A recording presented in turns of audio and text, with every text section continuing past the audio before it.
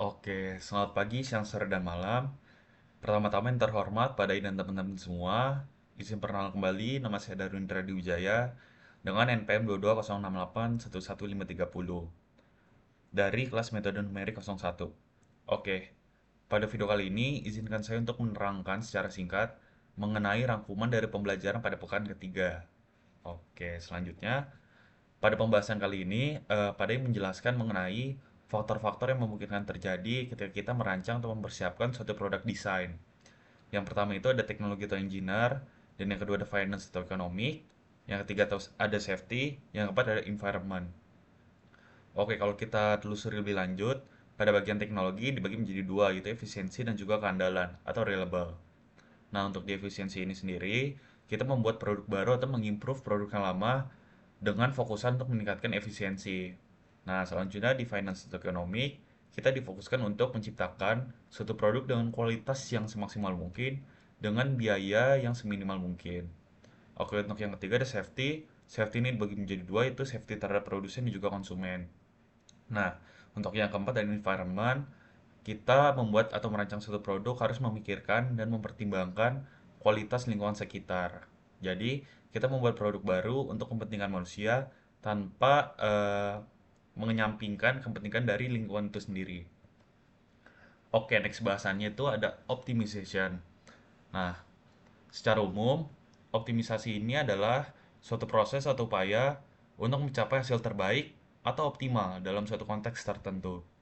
Nah, tujuan dari optimisasi adalah untuk meningkatkan kinerja, efisiensi, atau kepuasan dengan cara mengidentifikasi dan menerapkan solusi yang paling efektif atau efisien. Nah, kalau lebih lanjut, kita lusuri. Dalam konteks metode numerik, optimisasi merujuk pada proses pencarian solusi yang mendekati nilai optimum dari suatu fungsi matematis. Fungsi ini mungkin memiliki satu atau lebih dari variabel, dan tujuannya adalah untuk menemukan nilai input yang menghasilkan nilai output terbaik sesuai kriteria tertentu. Nah, di sini kita lagi-lagi membahas mengenai DI5.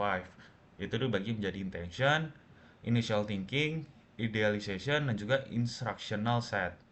Nah, di sini kita diberi problem set atau study case. Nah, kalau kita urutkan, di sini terjadi kayak ada selubung gitu pipa yang diketahui adalah hot gas in dengan temperatur 300 derajat Celcius. Habis itu ada T value-nya, habis itu ada ambient airnya dengan suhu 25 derajat Celcius. Lalu ada watt-nya atau energi usahanya dan juga ada gas out-nya. Nah, di sini tuh apa yang sih yang kita cari? Jadi yang kita cari adalah beberapa pengaruh yang dapat meningkatkan suhu ambient air. Nah, jika kita urutkan, intention ini kita bahas mengenai why, inti dari permasalahan ini. Jadi kita menyelesaikan permasalahan ini untuk mencapai suatu tujuan. Tujuannya apa? Untuk mengetahui beberapa pengaruh yang dapat meningkatkan suhu air. Nah, selanjutnya itu ada initial thinking atau kita membuat atau mengetahui properties yang sudah ada untuk menyiapkan asumsi pada bagian idealization.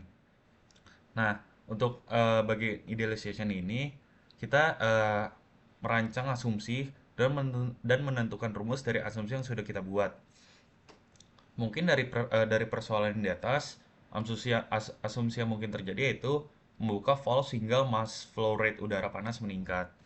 Nah, untuk di bagian instructional set, kita ini mengerjakan atau memecahkan masalah dengan rumus-rumus dan asumsi yang sudah kita bentuk dari bagian part idealization. Nah, di bagian instructional set ini, kita juga bisa mengerjakan dengan menggunakan metode numerik. Nah, jadi urutannya itu adalah intention, initial thinking, idealization, dan juga instructional set. Oke, mungkin begitu aja penjelasan singkat dari saya mengenai pembelajaran pekan ketiga.